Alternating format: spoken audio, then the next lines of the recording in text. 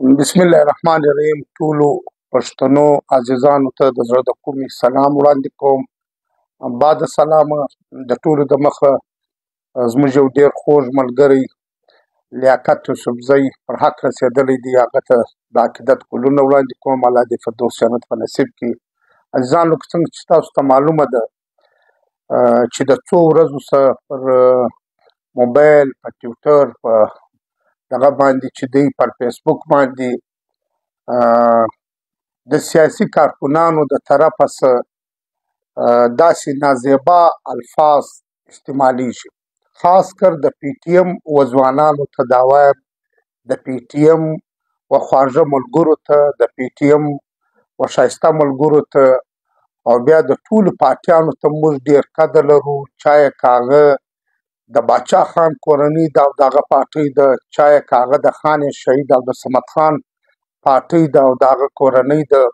او که چای جمعیت علماء اسلام دی، که چای جماعت اسلامي ده، که هره پارټۍ ده، موږ دپاره د هغه مشر او د هغه کارکنان او هغه زموږ دپاره ډېر د قدر وړ دي. خو خپل د پی ټي ایم یو کارکنان ته زه دا وایم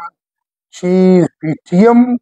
چې د خلکو چې دا دومره مینه ورسره ده، دا دومره محبت یې ورسره دی، او د خلکو پی ټي ایم ته په ډېره غټ سترګه او په ډېر نظر ورته ګوري، نو بیا باید چې کارکنان هم د خلکو څخه منفرد وي، د خلکو څخه داسې لاجوابه کارکنان وي، او که خلک موږ ته څه هم وایي باید چې موږ هغه وزغمو. او موږ یوه خبره کومه، دی نه چې پر خلکو بده ولګېږي، و دا کورنیانو ته یا و دې اکابرینو ته که موږ څه وایو، دوی که هر څه راته وایي هېڅ خبره نه ده، موږ به چاته څه نه وایو. موږ به په دې چاته څه نه وایو چې موږ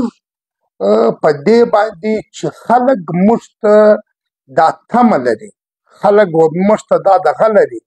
چې زموږ کومه ایجنډه چې ده، زموږ کومه بیانیه چې ده، موږ باید چې پر هغه باندې ولاړ شو. او که خلک په موږ پسې خبره کوي، دا د هغو کار دی، بیا هم باید چې موږ احترام ورته ولرو. ولې په داسې حالاتو کې چې په لر بر وطن کې چې چیرې هم پښتانه دي، او یا په دې ملک کې یا په لر بر افغان وطن کې دا د اور په لمبو کې دي، او د پښتانه دا ټیم په یو ډېر سختو حالاتو کې دي، د جنګ په حالاتو کې دي. د افغان قام چې دی دا ټیم سرکار په مخه اخیستی دی، او دا ټیم ورته وایي چې د خپلې خاورې څخه بې دخله کوي. نور داسې ستونزې دي، دلته هره ورځ بم دماکې دي، دلته افغوا برای تاوان دی، دلته د سیاسي کارکنانو ټارګېټ کلینګ دی. موږ باید چې پر دې وګایږو، موږ باید چې د وطن پر ستونزو وګایږو، او موږ که په خپل د خپله موږ که خپل د خپله سر رانیولي، دا به زما په خیال چې دا ګټه به زما په خیال چې و دښمن ته ځي. دا ګټه نه و موږ ته راځي، نه د دا سیاسي پارټیانو نه ځي، د دې ګرده ګټه چې ده و دښمن ته ځي، او دښمن په دې ډېر خوشحاله کېږي. سیاسي کارکنان باید چې پر دې باندې ډېر سوچ وکړي چې موږ چې دا کوم الفاظ، دا کوم کمنټس چې موږ لیکو، او موږ په کمنټس کې څه لیکو، دا به هغه خلک چې هغه موږ ته ډېره تمه ده او چې موږ ته ډېر په غټه سترګه ګوري، بیا به هغه څه وایي چې هغه دا زموږ کمنټونه، دا زموږ د تنظیم خپل تنظیم ته په دې ډېر وایم چې دا زموږ تنظیم دی، په بل چا ته زه خبره نه شم کولی. نه